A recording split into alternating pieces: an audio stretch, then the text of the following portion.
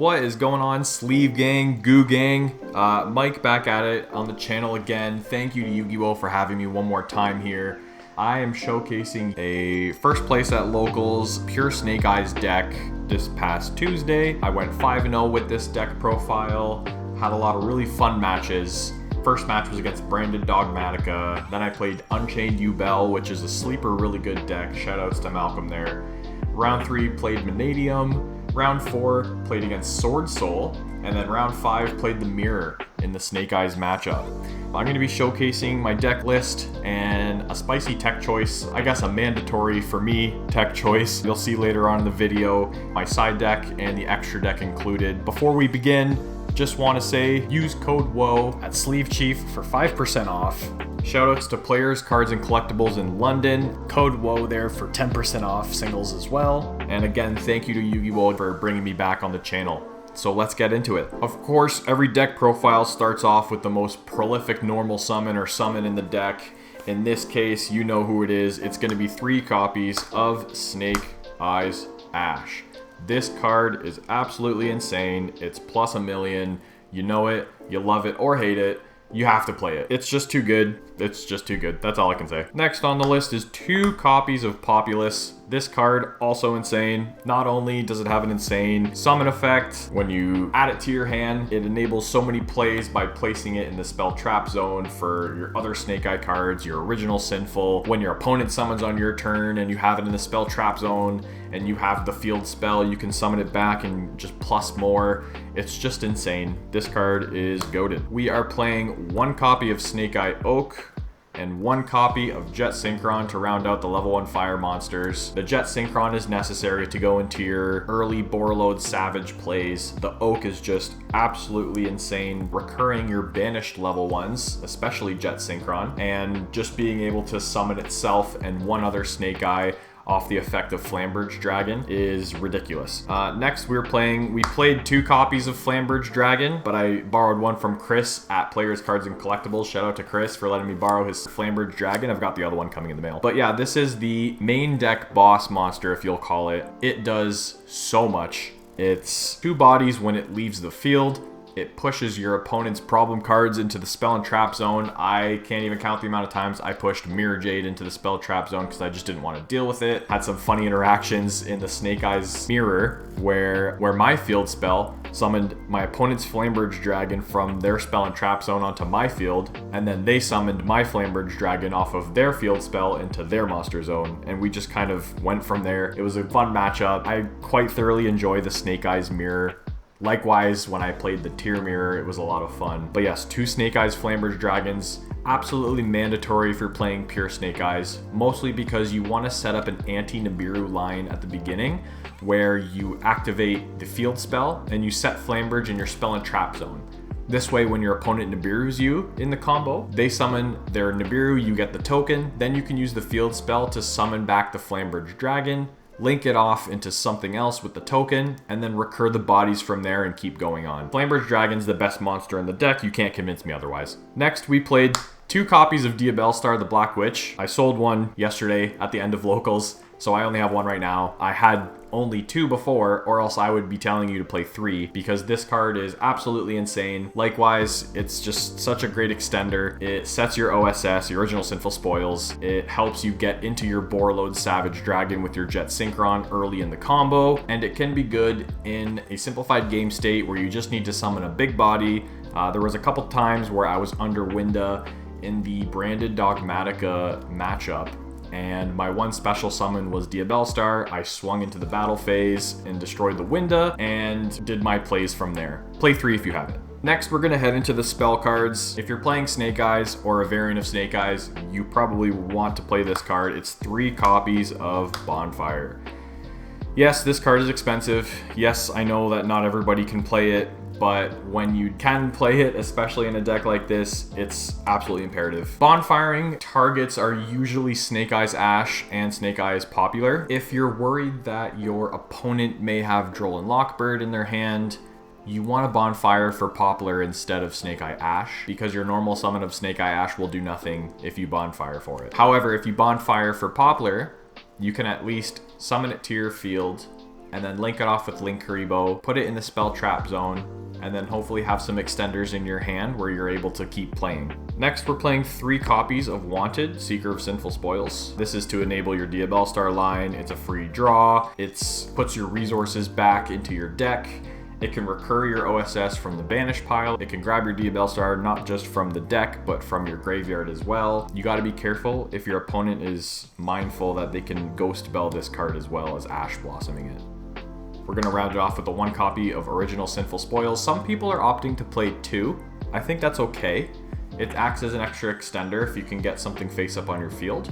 I opted to play 1 because I thought that that was enough, just because of all the recurrence from the graveyard and the banish pile that your other cards such as Wanted can give you. This card obviously overperformed. It's part of the main bread and butter combo, and if you try to use it and your opponent stops you and you manage to survive until the next turn, you banish it to grab your Snake Eyes Ash from the deck, and you can just go full combo from there, and then eventually you can Wanted banish itself, put the OSS back into your deck, and you can keep going. For the other spell, Snake Eye spell, I played Divine Temple of the Snake Eye. This card is absolutely busted. It's so good. It plays around Nibiru. It's really good going second actually as well.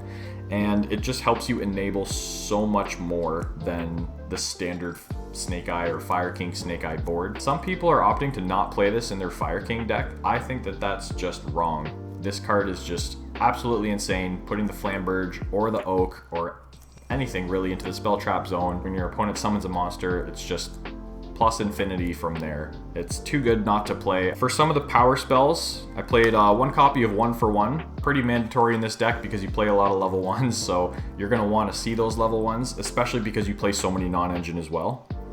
I opted to play 2 main deck copies of Cosmic Cyclone. There's a lot of Voiceless Voice players at the locals and other Fire King Snake Eyes players. I just think maining 2 copies of Cosmic right now is really good. I would main 3, but I had to leave some space for some other items, such as Called by the Grave.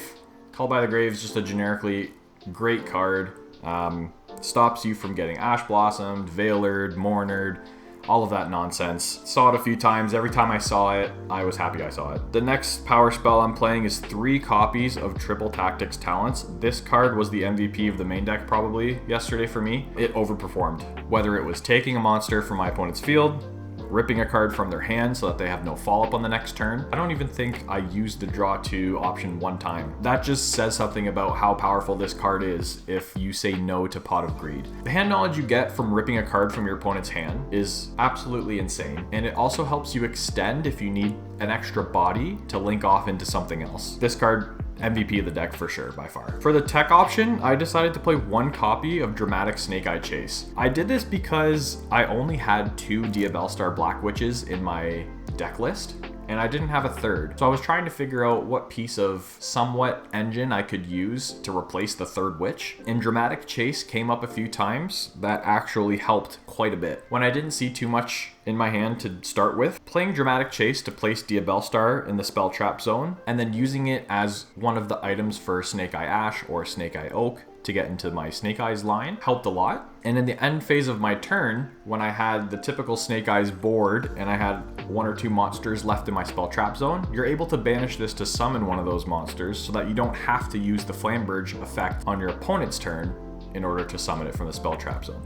So it was quite a nice card. I enjoyed playing it. If I had a third witch, I might cut it, but I think it's just a fun deck to play with. Now we're going to go into the hand trap lineup. There's quite a few here. I think I'm playing 13 to 15 hand traps because I'm playing the 3 Triple Tactics Talents and the 1 Called By. So the hand trap lineup I used was 3 Nibiru, 3 Ash Blossom Joyous Spring, 2 Effect Veiler, 2 Ghost Mourners, and 3 Imperms. All of these hand traps did exactly what they were supposed to do at the exact time. The reason why I played 2 Veilers and 2 Mourners is because I really want to open a combination of 2 to 3 hand traps every time I see a starting hand typically.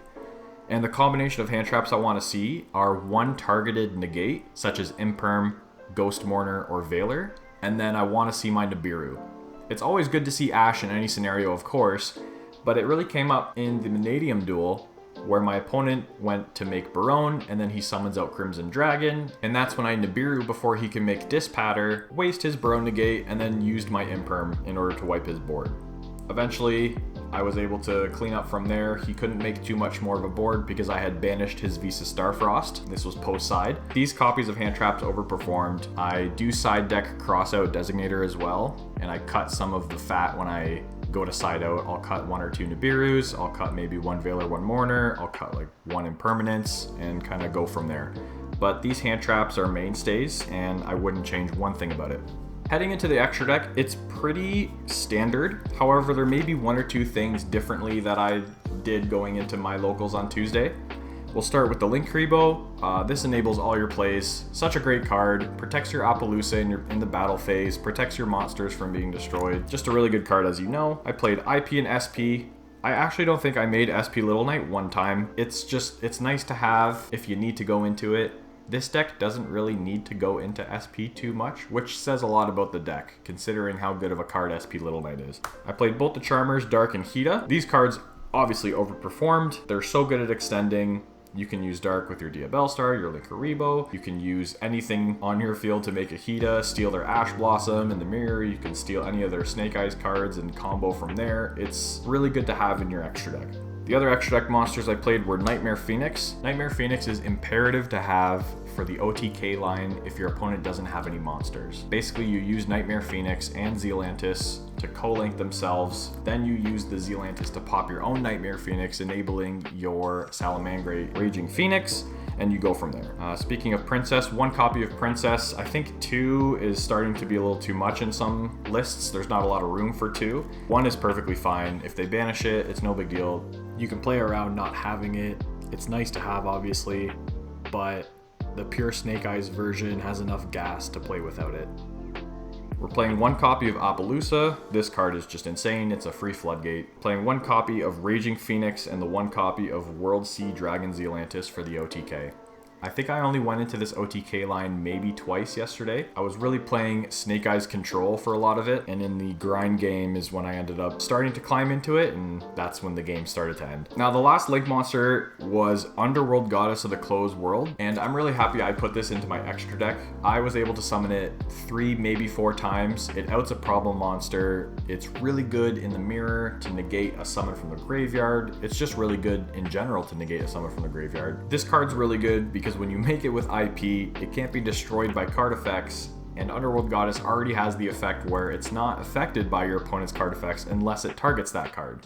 So it makes it really hard to out. It's also 3,000, which is a pretty big beat stick, taking away your opponent's problem monsters, negating their field, negating a special summon from the graveyard. It was definitely one of the better cards in the extra deck for sure. Now we're going to move on to the Synchro lineup. We're going to start with 1 copy of Baronne de Fleur, 1 copy of Borreload Savage Dragon, and 1 copy of Formula Synchron. These cards were really good. It's nice to be able to play the Snake Eyes variant Pure, which actually has cards that read the word negate. And I know Fire King Arvada has a monster negate built in, but it's nice having 2 Omni negates through the Snake Eyes board on top of your Snake Eyes cards that put pressure on your opponents as well. You're able to make Borreload Savage Dragon as the 6th summon in this deck, and if they choose to Nibiru you early, you've already field spell placed your Flamberge in the spell trap zone, and now you can combo off from there. Basically, during your opponent's turn, you'll end with a 4 material Appaloosa, a Baron de Fleur, and a Borreload Savage if all goes well. The last copy I included in my extra deck was Typhon. I don't think I summoned this card 1 time yesterday. I didn't really need to. It's nice to have in the extra deck when it comes up. However, for me yesterday, it did not come up at all. I would maybe cut this for Anima. There was a couple times I could have used Anima yesterday. That would have helped a lot. Or you could also include Salamangreat Sunlight Wolf to help add some of your Snake Eyes cards like Oak or Ash back into your hand if you need some follow-up for next turn. Moving on to the side deck, I sided in 3 copies of Ghost Bell and Haunted Mansion. Ghost Bell is really good in this format because it hits the mirror, it hits the Flamberge summon from the graveyard. There's a lot of Labyrinth duelists at our locals as well, and I was preparing for some Labyrinth duels. I don't think 1 person came with Labyrinth on Tuesday, but sometimes there's about 4 or 5 of them, and Ghost Bell goes pretty good into that deck. Ghost Bell also helps against Voiceless Voice. However, there are some times where they'll go low Chain Link 1 and then Skull Guardian 2 to search, chain blocking their own low summon. So it can be situational, but it's also a very strong hand trap depending on your matchup. Next was 1 copy of Magnamut, 1 copy of Druisworm, and another copy of Druisworm. because there are some voiceless voice players at our locals. There are some branded players at our locals. I sided this in against Vanadium as well, so I could banish the Visa Starfrost from the graveyard before they could make Astrolaud, and it really helped a lot. When I played against the Vanadium duelist in round 3, I saved all of my interrupts, making sure that Visa Starfrost wasn't in the graveyard, and luckily I didn't get to see Astrolaud one time. The Bestials are still really good into this format. There's a lot of lighted darks. You can even play it in the mirrors or in the Fire King Snake Eyes matchup. You can banish their Link Karibo, or you can banish their IP Masquerena from the graveyard, and it still impacts the duel quite a bit. The next card, you'll notice that I didn't main it, but I am siding it, but it is 3 copies of Droll and Lockbird. This card arguably is mainable. A lot of people are maining it right now. However, a lot of duelists at my locals are playing around it in the main deck quite a bit. It does hurt some of the decks for sure, but I thought it was more impactful to side it and then side it going in if I knew I was playing against the deck that would lose to Droll and Lockbird or have a tough time playing against Droll and Lockbird. There are a few Fire King Snake Eyes players and Snake Eyes players at our locals as well, and sometimes Droll just doesn't quite cut it against those players, and I'd rather have some room in my main deck for something a little more impactful like Triple Tactics Talents, and then have 13 other hand traps to help me stop their turn so that I can play. The next 3 cards are 3 copies of Crossout Designator. This card goes without saying, it's a hand trap format. In the mirror, it's really good. I was glad that I had it. It helps enable your plays, it helps stops your opponent's plays. You can cut down when you're siding in your hand trap lineup a little bit. Some 3 of hand traps can turn into 2 of or 1 of hand traps just to make room for crossout. I think that this card is very good into the mirror and just good in general if you need to enable some of your plays. The last 3 cards, we decided to be a little bit degenerate and we threw in the summon limits. I was toying with doing Anti-Spell Fragrance instead. However, I thought summon limit was a lot more impactful at the time, and this card came up twice, and both times it was just an instant win because my opponent didn't have anything to out it. It's unfortunate that this card is still at 3 alongside Anti-Spell. I'm hoping that Konami sees this in Anti-Spell and does something about it. These cards are way too good. They sack your opponent. They don't let them play the game. Please, Konami, limit this to 1, limit Anti-Spell to 1. So thank you guys for watching. That's the deck in a nutshell. Please subscribe, like the video, comment if you want some other deck profiles here on the channel. Big shoutouts to Yu-Gi-Oh for letting me on his channel again for the 2nd time, showcasing a deck profile. Peace, guys.